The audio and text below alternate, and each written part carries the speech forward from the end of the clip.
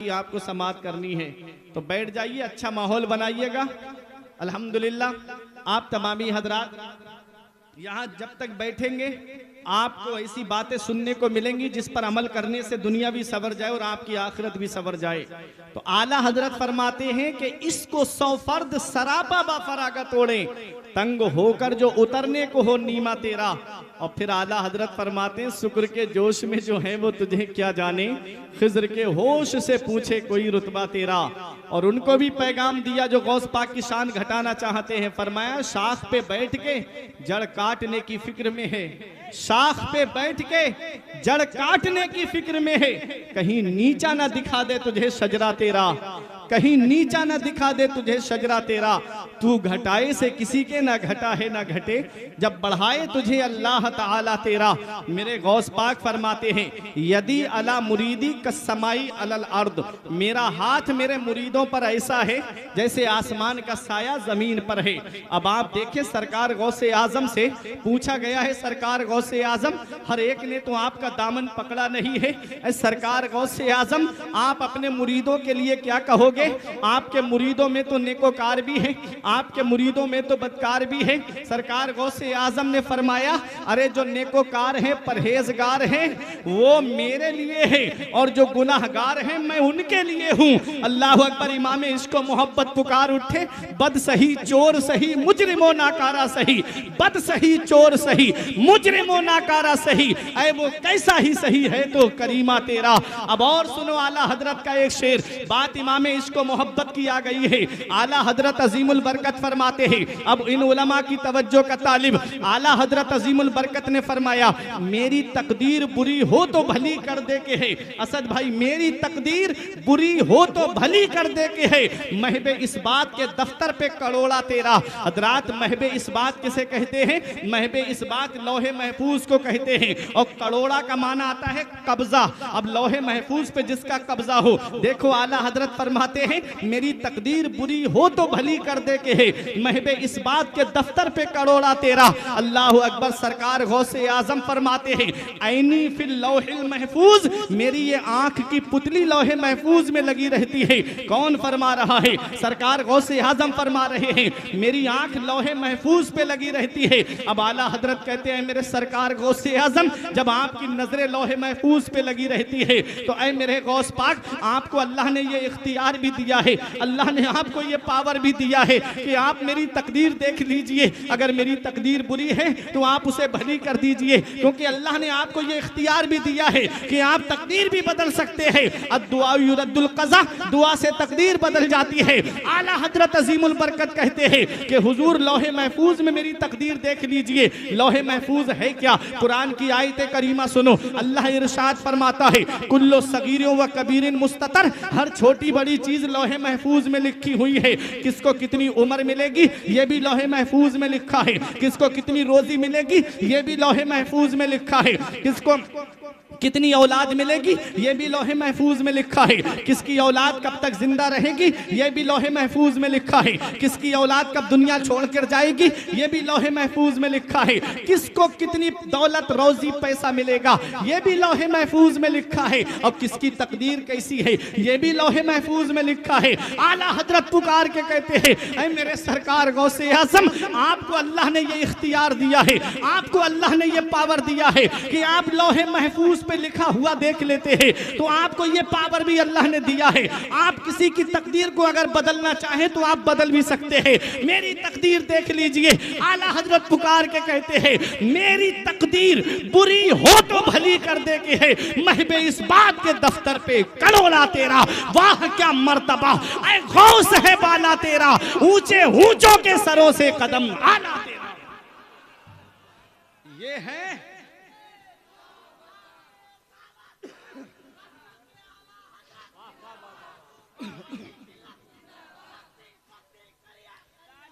अब इतनी बात गौसे आजम की आपने सुन ली, शान गौसे आजम की आपने सुन ली।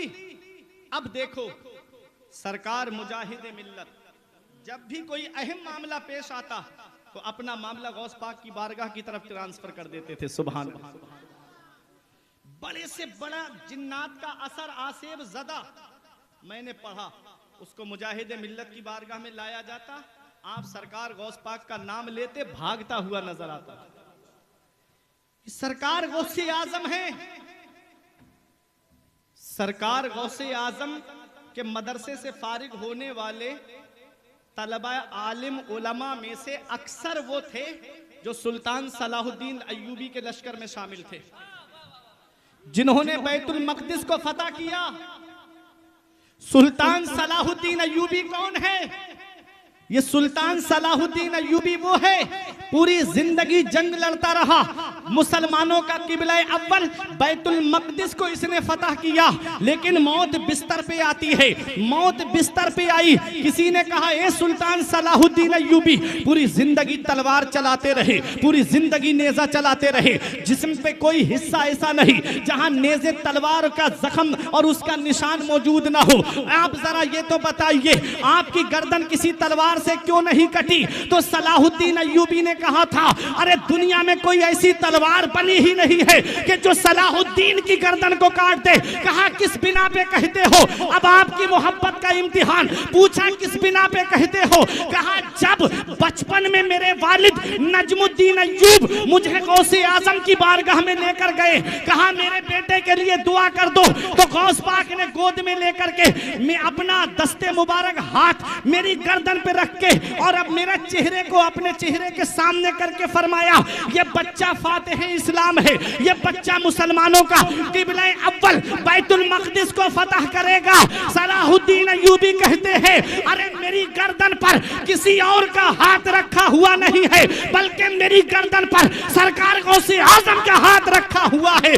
क्या दबे जिस पे हिमायत का हो पंजा तेरा, क्या दबे जिस पे हिमायत का हो पंजा तेरा, शेर को खतरे में लाता नहीं कुत्ता तेरा। सुभान अल्लाह, माशा अल्लाह, सुभान अल्लाह। जिसकी गर्दन पर सरकार गौसे आजम का हाथ रख जाए, उसकी गर्दन को कोई तलवार काट ना सके। अरे अपनी किस्मत पे नाज करो, अपनी किस्मत पे फख्र करो। सरकार मुजाहिद मिल्लत से निस्बत रखने वालों, सरकार मुजाहिद मिल्लत जब हज के लिए तशरीफ ले गए और जो सऊबतें, जो परेशानियां आपने वहां पर उठाई, तो मैंने किताबों के अंदर पढ़ा, सरकार मुजाहिद मिल्लत को जागते में नबी ने अपना दीदार मुबारक कराया। नबी का जब दीदार होता है, सरकार मुजाहिद मिल्लत को नबी ने अपना दस्ते मुबारक सरकार मुजाहिद मिल्लत की पीठ पर रखा।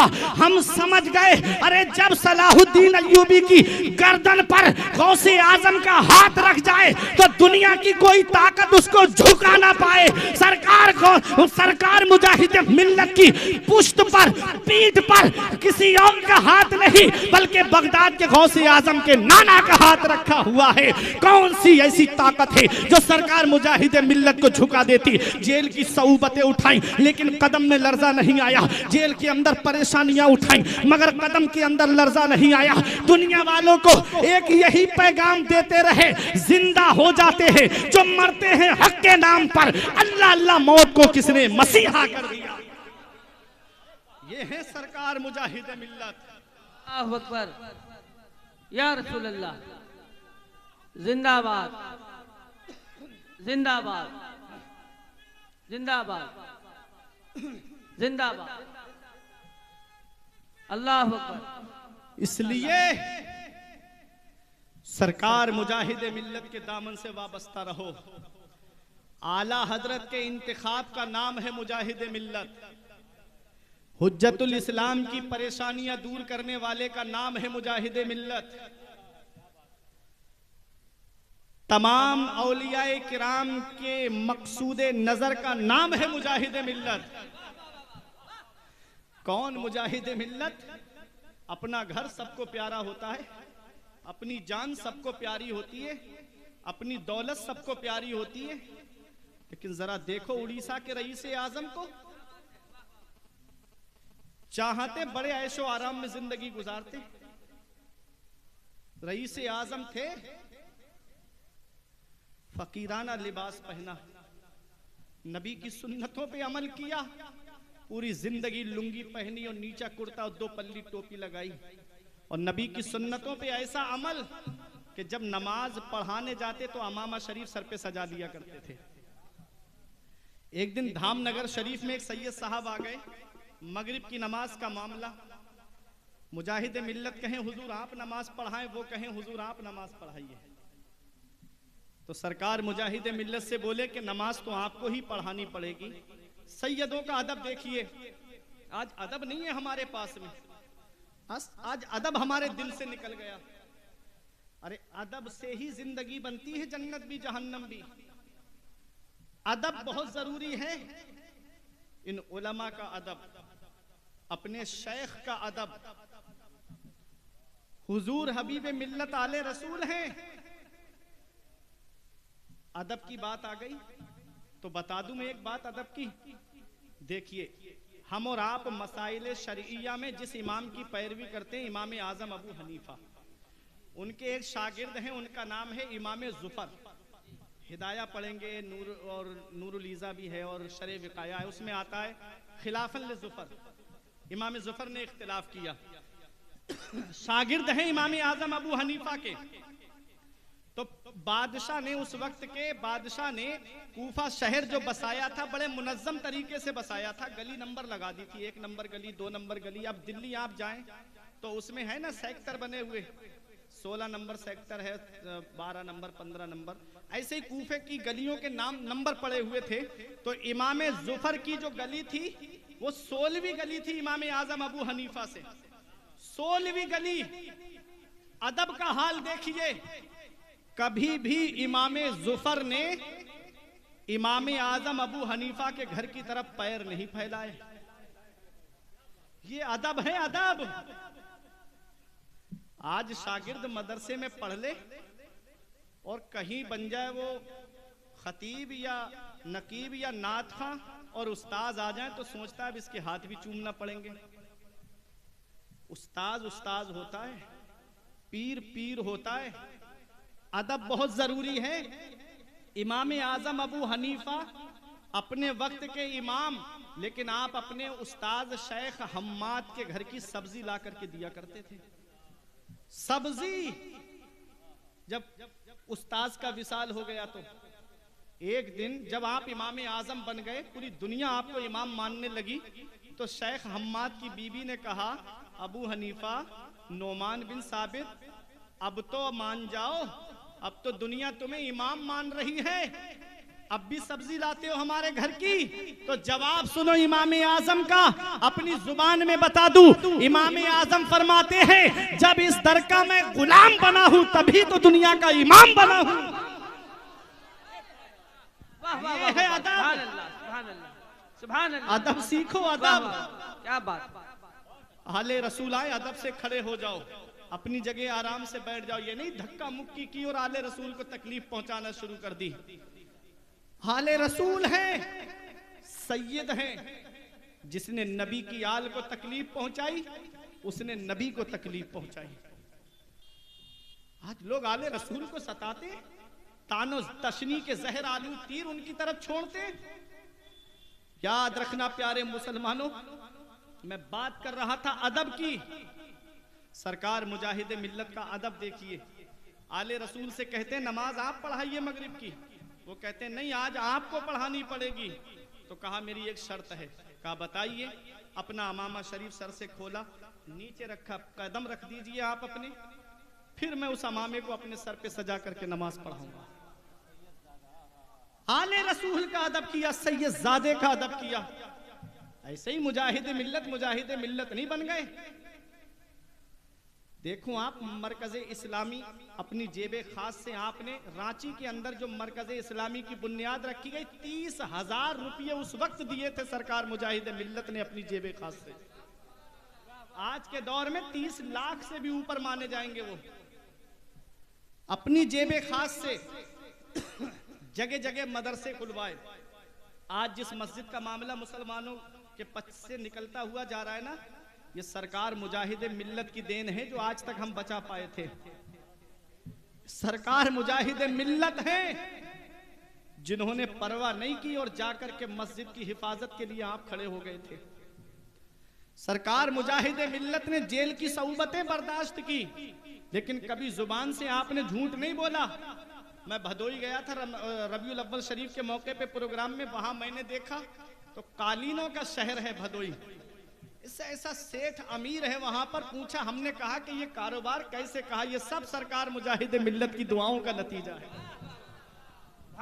देखो सरकार मुजाहिद मिल्लत की जात से कहां कहां फायदा पहुंचा है। कुरान मेरा फरमाता है व अम्मा मा यनफउन नास फयमकुसु फिल अर्द, जो लोगों को नफा पहुंचाता है, फायदा पहुंचाता है, वो जमीन में ठहरा रहता है, वो जमीन में बाकी रहता है। आपने नफा पहुंचाया, आपने फायदा पहुंचाया, दुनिया उनको याद कर रही है।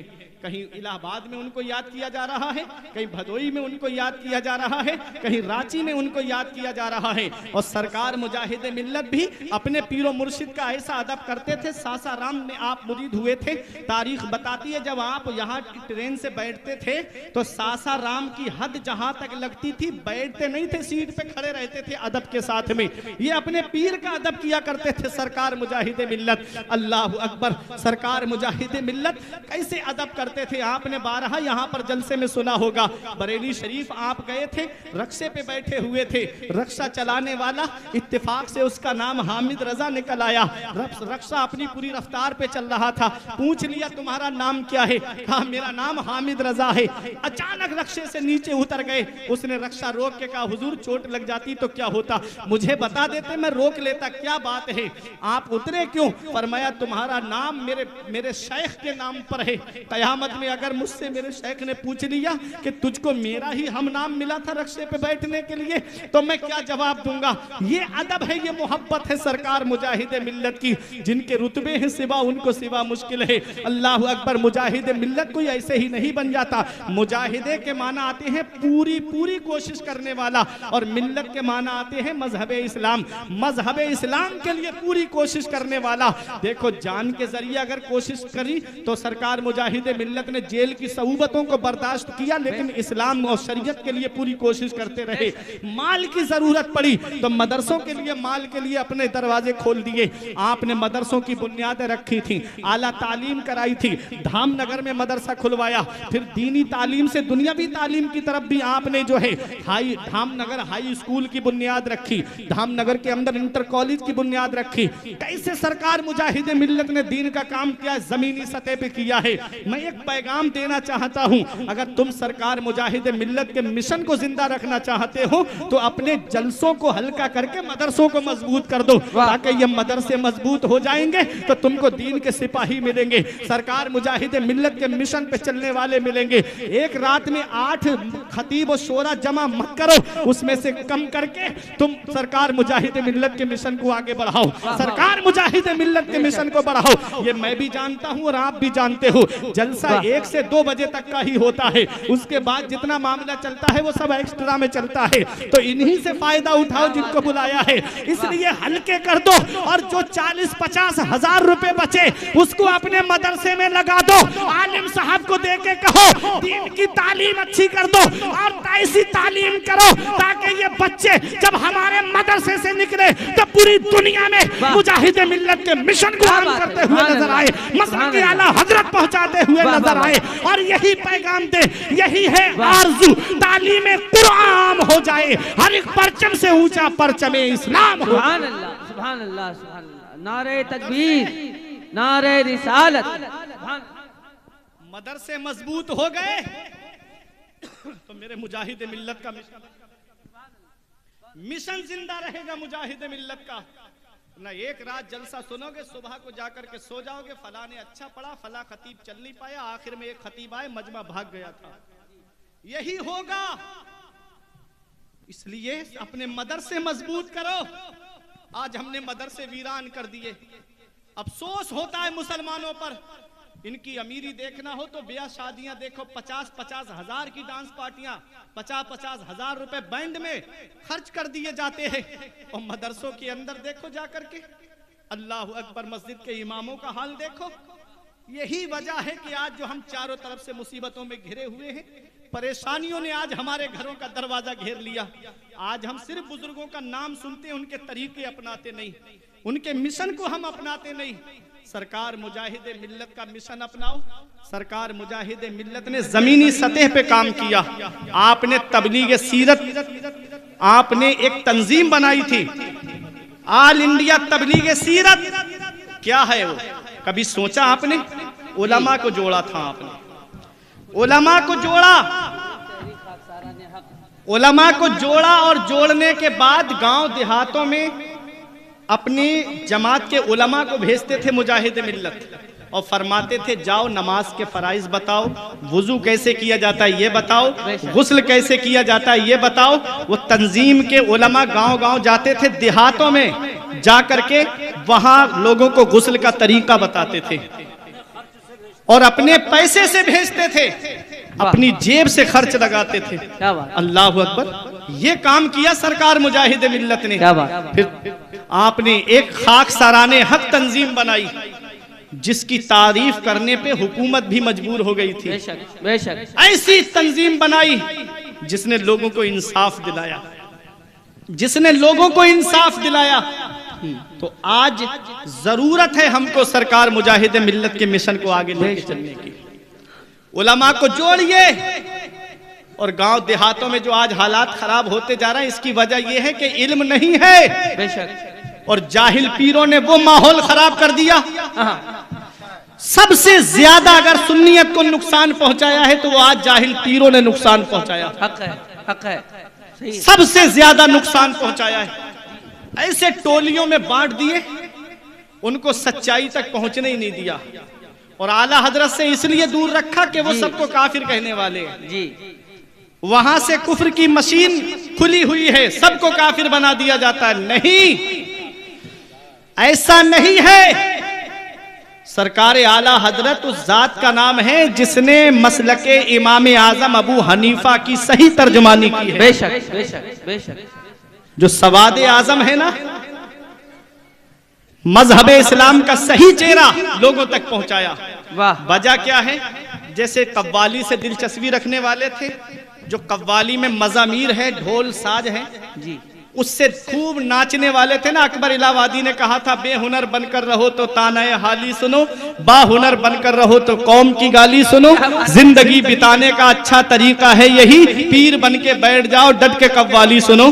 तो लोग जो पीर बन के बैठ गए कव्वालियों में मस्त थे, आला हजरत ने उनको जगाया। ना नमाज की परवाह, ना रोजे की परवाह, बस मुरीदों में बस मेरी इबादत है यही, मेरा मकाम है यही। बस इस तरह से कव्वालियां बाल बड़े बड़े रख करके इन लोगों का पर्दाफाश किया कि नमाज फर्ज ऐन है, नमाज हुजूर पे माफ नहीं, नमाज अबू बकर सिद्दीक पे माफ नहीं, नमाज उमर फारूक आजम पे माफ नहीं। तो जब इन पीरों का पर्दाफाश किया तो इन पीरों ने कह दिया कि बरेली वालों से दूर रहना, बरेली वाले जो हैं वो तुमको जो है काफिर बनाने की कोशिश करते हैं। माज़अल्लाह इस तरह की बातें जब बरेली वालों से दूर रखने की कोशिश की गई। देखो अब एक बात ये बताई तो ये टोली अलग हो गई, आला हजरत से दूर हो गई। आला हजरत ने सच्चाई का चेहरा पेश किया। आला हजरत ने फरमाया कि मदीने वाले मुस्तफा की जो जुल्फे मुबारक हैं वो कभी कभी कान की लौ तक आ जाती थी, कभी जंग के मौके पे शानों तक पहुंच जाती थी। आज लंबे लंबे बाल औरतों की तरह रखा करके लोग आते हैं, गुस्ल भी मुकम्मल ना हो पाए, उनका पर्दाफाश किया, वो बरेली से दूर हो गए।